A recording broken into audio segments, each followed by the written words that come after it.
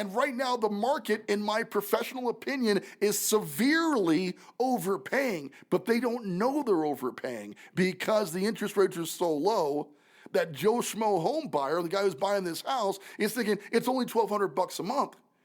And he's not paying attention to the fact at all that it's he's paying $305,000 for the house. Right? And I don't feel bad about it. That's the appraised value of the house because 20 other properties in that neighborhood that were fully remodeled sold for $300,000. See, what keeps us investor types in check is appraisals. Right? We cannot sell the property for more than it would appraise for, and the appraisal is supported by what other people paid for it. Do you see what I'm saying? Yeah. So at the end of the day, we're not the investors got blamed up and down. 2008, it's the investors' problem. They're the ones causing all this. The housing price went up. No. We are simply doing what the market asks us to do. If you're willing to give me $305,000 for a house, I'm gonna sell it to you for $305,000. I'm a capitalist, man. This is how I roll. Right? The only thing that will change it is the buying power of the consumer. Check 1 2 1 2. Turn it up. Welcome to the Foreclosure Deals Coach podcast. The tides are turning. The time is now. Your home for the mindset, methodology, and tools needed to invest in foreclosures. Don't you dare buy a house. Buy a deal. You need to get into this right now. Yeah. And now your host, the Foreclosure Deals Coach, Donnie Corum. Hello, and welcome back to the Foreclosure Deals Coach podcast. This is your host and Foreclosure Deals Coach, Donnie Corum, broadcasting live from our downtown Denver studios with my executive producer, Mr. Jonathan Winston. What is going on, man? Other than me taking notes on the wonderful show that we have set up for today, it's just another good day here in Denver, Colorado, man.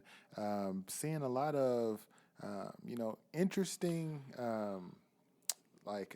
marketing techniques and marketing things for different homes on the market. I was out, just kind of driving around this weekend, and I'm seeing like a homemade sign that's saying, "Hey, for sale."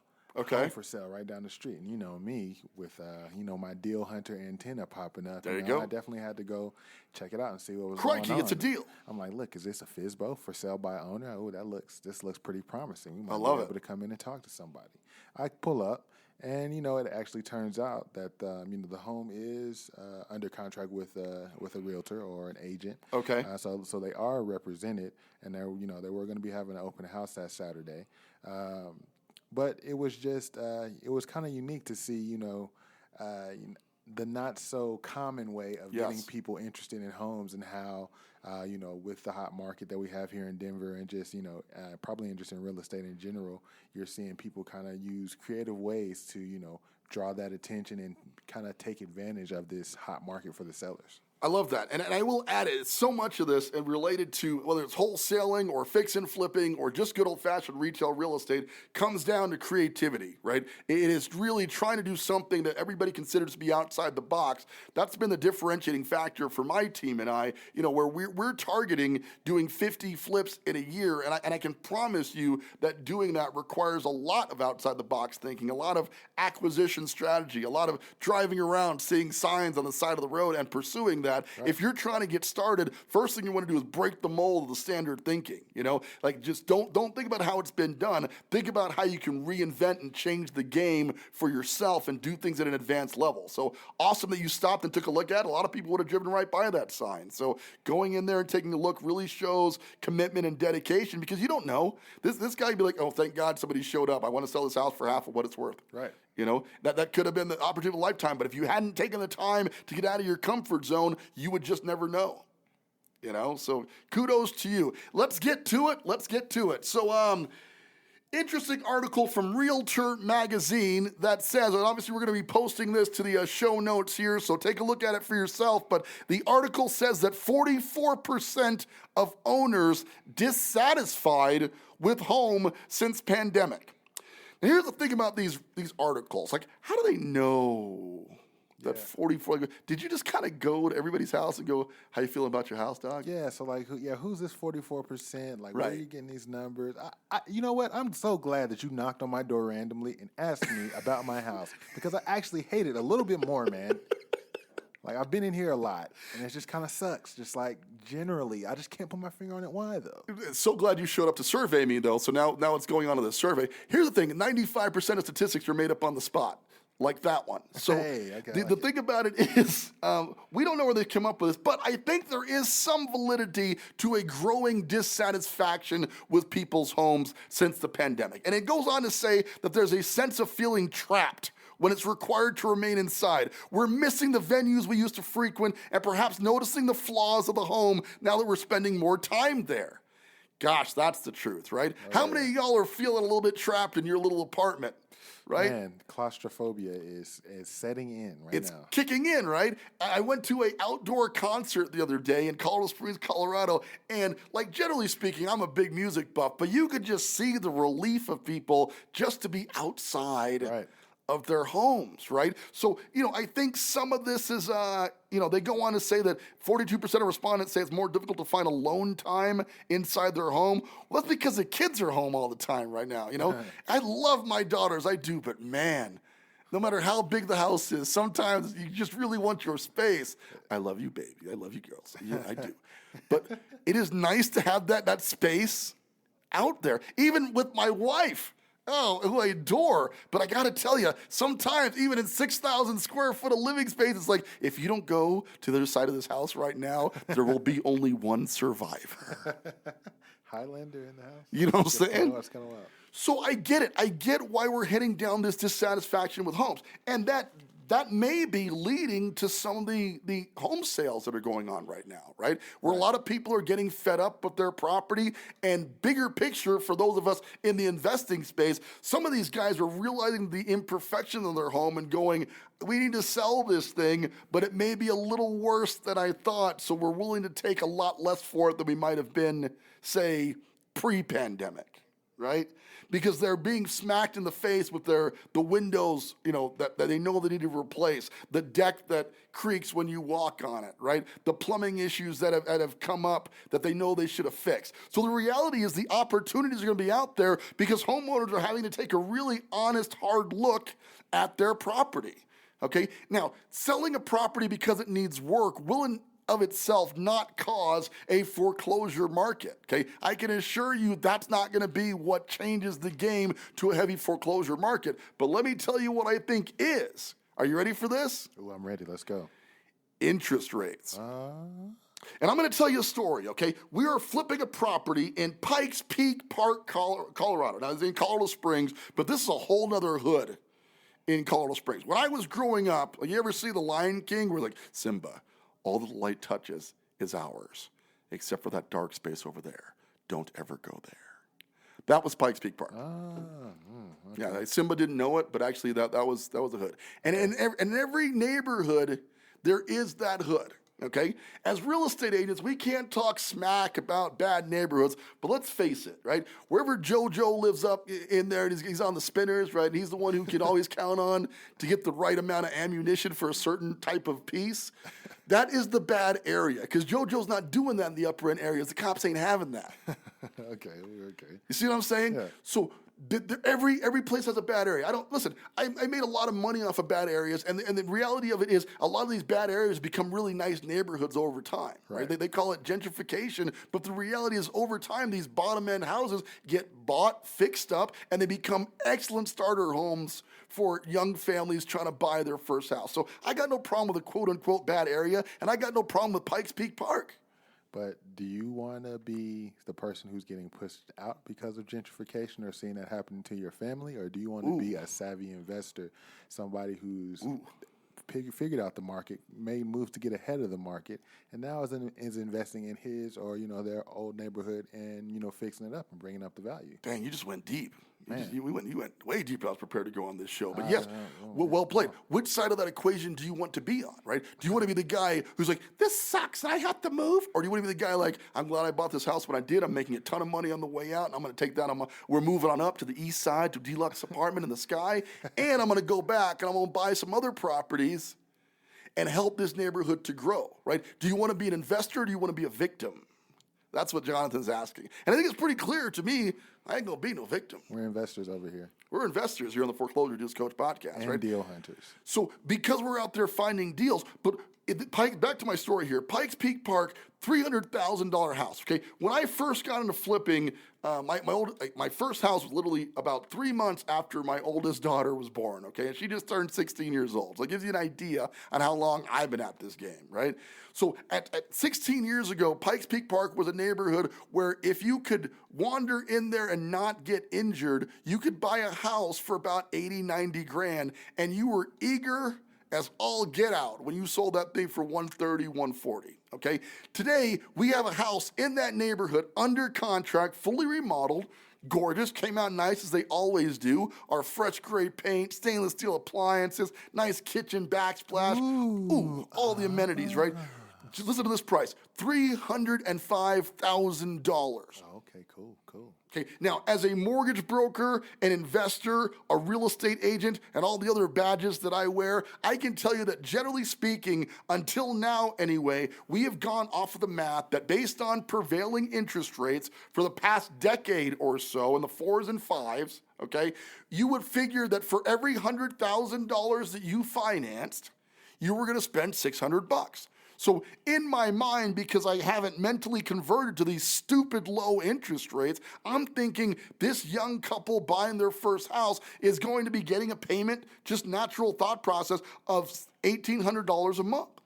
Okay. You know, and for me, $1,800 a month, which was a lot more than my first house payment was for a new house in a nicer neighborhood, I think that's insane. Who would do that? You know, but then I get the pre-qual letter. And for some, I mean, we get pre-qual letters every day, but for some reason I read this one. And this young kid's payment is going to be $1,250 a month for this $300K house. Right? Why is that? Because the interest rate is 2.5%, man.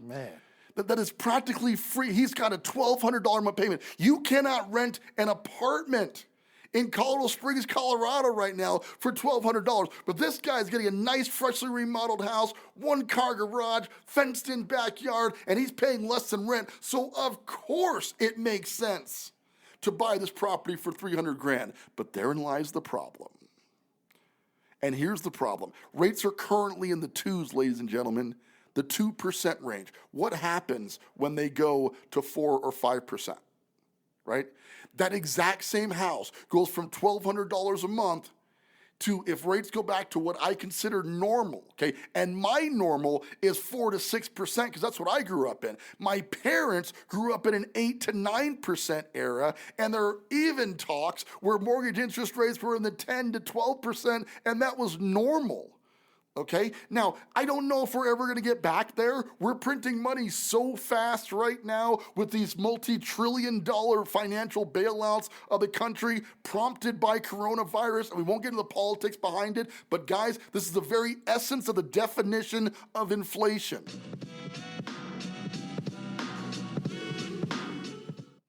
Hi, this is Donnie Coram, your foreclosure deals coach. It's important to have good credit when you're buying a foreclosure. A lot of people think you can come in with bad credit, but the fact of the matter is you need pretty stable credit scores to buy a foreclosure deal. So how do you find out how to increase your credit? Well, there's tons of credit repair agencies out there and multiple formulas, but one thing we found that works is reporting your monthly rental payments to the credit bureau. We partnered with rentreporters.com, the leading provider of adding your payment history direct from your landlord onto your credit bureau scores, and it helping people to boost their scores up to 40 points in as little as 30 days. So to get started, I want you to head on out to www.foreclosuredealscoach.com. Now that's a messenger bot, and you're going to use the keyword rent to get more information about Rent Reporters and how you can boost your credit score by getting your rental reported to the credit bureaus. Once again, Donnie Coram, your foreclosure deals coach. Check it out. Okay. If a product that used to sell for $180 is now selling for $300,000 and nothing has changed except the interest rates, see, Pikes Peak Park is a nicer area than it was back then. That's for certain. okay? What hasn't changed is compared to the rest of Colorado Springs, it's still not as nice of a neighborhood as other parts, okay? So if that same house goes from a payment of $1,200, put aside the price for a minute, okay? Forget that it's 300 grand, because retail buyers do not buy the $300,000 price point. They don't have 300 grand. They buy the payment. Does that make sense? Right. Okay, so this guy goes from today, he can buy this house for $1,200, and he's super excited to buy it because, man, that's cheaper than rent. It's a nice house. You know, it's not in the greatest area ever, but it's not in a bad neighborhood per se, right? If that payment goes up to $1,800, $1,900, $2,000 a month, you think he's still going to do it? Definitely not. Not a chance. Not only can he afford it, he wouldn't if he could afford it. Right. Do you see what I'm saying? Because now he's going to look at renting for $1,400, $1,500 a month, right? Before he's even going to contemplate buying a house. Now, if everybody does that, if everybody at the same time goes, I'm not going to buy, what happens if there are a bunch of sellers, people who want to, or worse still, have to sell, and there are no buyers in the market? What happens to any market when that happens? Prices go down, right? That's just logical. If you're trying to sell for $3 and there are no buyers at $300,000, then you got to drop it to $280, right? If there are no buyers at $280, you got to drop it to $250. But what if Joe Schmo buyer paid 300 grand for that property 2 years ago? He can't sell for $250 anymore. Man, quite the quandary. It's quite the quandary. So what happens? Well, what starts is short sales, okay? And the short sale process became very popular in 08, 09. Some of you may be old enough to remember that. In 08, 09, suddenly short sales were all the rage. Everybody, and just quick definition, a short sale is going to your mortgage broker and saying, hey, Mr. Mortgage Broker, I know, Mr. Mortgage Lender, because the broker brokers the deal. The lender is the one who lends you the money, right? You go to the lender and say, I know I owe you $300,000 on this house in Pikes Peak Park, but today it's worth $250. Will you take $250 for it? Now, if you owe me $300,000, okay, and you come to me and say I want to give you $250, my answer is not just no. It's more like hell no. I want my money, man. You owe me my money, right? So short sales were people who were negotiating with the lender, going, I know he owes you $300K, but the house is only worth $250, and if you don't take $250, you're going to end up getting a foreclosure on your hands. And believe it or not, despite the myth that lenders are out there to take people's houses, the reality is they didn't want the houses. They wanted the money. Okay, they're in the money business, not the housing business, right? So, but they fought back. They were coming in so fast and furious in that 08 through 10 era, 2008 to 2010, there's so many short sales, they didn't have the logistics, the people on staff to approve or deny these short sales. So they sat and sat and sat and sat. In many cases, we were working on short sales that would take 6 to 9 months normally to get from a, I can't pay this mortgage anymore, to a getting resolution. It was crazy, and they were backing up and stacking up, and it became such a huge problem. Today, I certainly hope the lenders are smarter and they'll figure out to accept these short sales early on, but that will be phase one, okay? Phase one will be interest rates rise, people can't sell for what they owe on the house. Forget what the houses are worth, okay? A house is worth what somebody is willing to pay for it. If you come to me and you've got any widget at all, and I say the value of that widget is $5, and somebody else says, I'll give you $7 for it, that is the value, okay? It is dictated by the market, not by what we're paying for it. Okay, and right now the market, in my professional opinion, is severely overpaying, but they don't know they're overpaying because the interest rates are so low that Joe Schmo home buyer, the guy who's buying this house, is thinking it's only $1,200 a month. And he's not paying attention to the fact at all that it's he's paying $305,000 for the house. Right? And I don't feel bad about it. That's the appraised value of the house, because 20 other properties in that neighborhood that were fully remodeled sold for 300 grand. See, what keeps us investor types in check is appraisals, right? We cannot sell the property for more than it would appraise for, right, and the appraisal is supported by what other people paid for it. Do you see what I'm saying? Yeah. So at the end of the day, we're not investors got blamed up and down. 2008, it's the investors' problem. They're the ones causing all this. The housing price went up. No. We are simply doing what the market asks us to do. If you're willing to give me $305,000 for the house, I'm going to sell it to you for $305,000. I'm a capitalist, man. This is how I roll. Right? The only thing that will change it is the buying power of the consumer. That guy at 5 to 6% interest rates, he could afford a $1,200 payment. Because let's face it, most people buy to the very extent to what they get pre-qualified for. It's the American way. Right. Right? If you get approved for a $1,200 payment, you ain't looking for the house that you get a for a $1,000 payment on. I'm looking at that 1310. Right. I don't know, man. I might. Can I stretch this a bit? Maybe a little more. Can I get a little more? Right. That's the American way. They're all spending to the very extent of what they're approved for. And I got to be frank with you, as a real estate agent, I was part of pushing that process. We would get you approved for the maximum amount you could qualify for, and then if we could find you something cheaper, we worked to do that. But the reality in a super hot market like the one we're in right now is you're not going to find anything cheaper right now. Right? $300,000 is an entry-level house in Colorado Springs, and in Denver, said entry-level house is $500,000. And wherever you're at, I assure you, the entry-level house is higher than it's ever been in the history of the country. Right now, it's happening.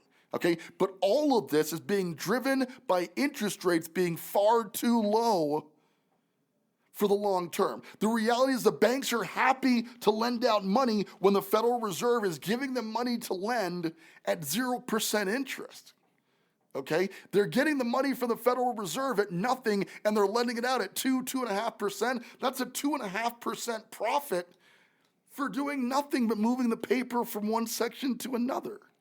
Okay, when the Fed, not if, but when the Federal Reserve starts pulling the money supply back in by raising the Federal Reserve rate to normal proportions, the banks will respond because they have to, not because they're greedy bastards, but because in order to function as a bank, you must lend money at a higher rate than you can borrow it at. That's just logical, okay? So when the Federal Reserve raises the interest rates, the banks over time will respond to that by raising the interest rates. And this all sounds pretty innocent enough. This is how it's been going for years, except that we've been overpaying for property for about the last 2 or 3 years. Okay, if these young kids, and I really, really pray this doesn't happen to them, okay? I am all about people getting to keep their homes. But let's imagine a scenario. This is a young military couple. The military is kind of famous for relocating people, right? Right. So this guy gets orders. He's going to get shipped off to wherever to go serve our country, and we appreciate greatly what the sacrifice that these guys make for our country. But he gets shipped off to wherever he's going to get shipped off to, and now he has to sell the house. Well, what if interest rates are higher and he can't find anybody to buy it for $300,000 anymore? He's going to try to short sell it, or he's going to foreclose. Those are the only two options, right? And that is a harsh reality to the market we are barreling towards at an astounding rate right this moment. Okay, you heard it here first. What will cause the collapse will be an increase in interest rates coupled with a sustenance of the unemployment rate continuing to stay high, if not going higher.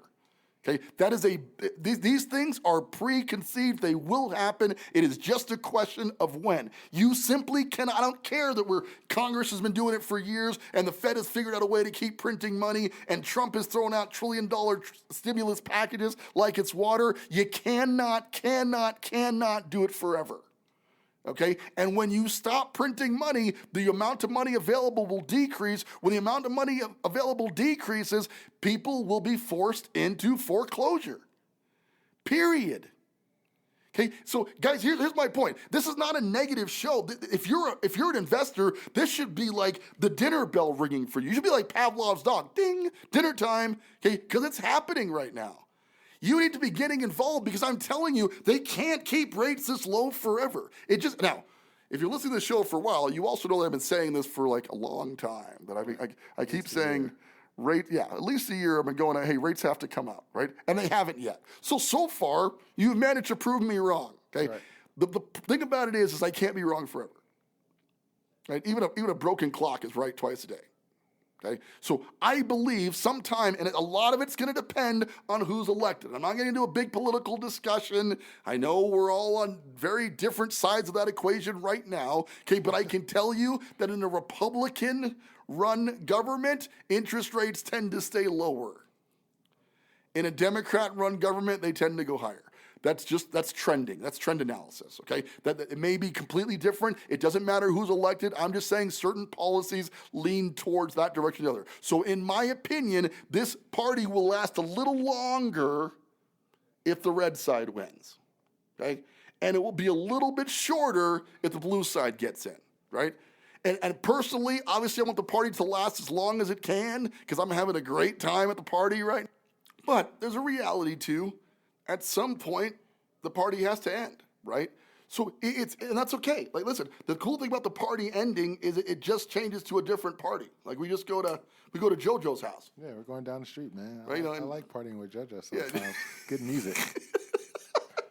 And JoJo's got that new DJ set up, you know. Yeah, man. So I'm okay with the party changing venues. It's just today, as it sits, if you're thinking about getting involved, you should stop thinking and start doing it. You should start doing it. Because I can tell you right now that learning the market as it sits today in a low interest rate market is going to be critical to understanding how it's going to work in a higher interest rate market, right? It works heading that direction. Heading the other direction, very difficult, okay? And that's why it's been so competitive. That's why so many people are hopping in, because there's just a simple lack of understanding of how the whole thing's going to work. I'm looking forward to a shift in the market. I've been telling you guys since this show started, I can't wait for us to be in a heavily foreclosure-driven market again, because I made a killing. You're shooting straight with you in the last one, okay? And today we're doing very well, but I think we're going to do better in a quote-unquote bad market. And I say quote-unquote because at the end of the day, all of this is how your perception of it works. If you're heavily educated as to how the market operates, you're not going to even notice any blip or change in the marketing. You will simply adapt to the times at hand. So how do you do that? Get started. Join up. Head on out to the Foreclosure Deals Coach Insiders group. Let's join up. Let's discuss what you're facing in your local market. Let's figure out what side of the coin you should be on. Should you be buying and holding? Should you be buying and flipping? Should you be looking for foreclosures? Do you already have a decent amount of foreclosure in your market? I'll say that's probably unlikely, but there are certain markets out there in the country that are more stable anyway than the Colorado market is, who's definitely erring on the side of overpriced and getting out of hand. You know, the opportunity is there no matter where you are, but you got to get educated. You got to know what's going on. And if you're really, really advanced, if you're really looking to do this big, you may want to consider getting professional coaching, as I did, to help me grow my foreclosure investment business at an extremely fast rate. You know, or you can do it trial and error. Either will work. But all I'm saying is now's the time to get involved.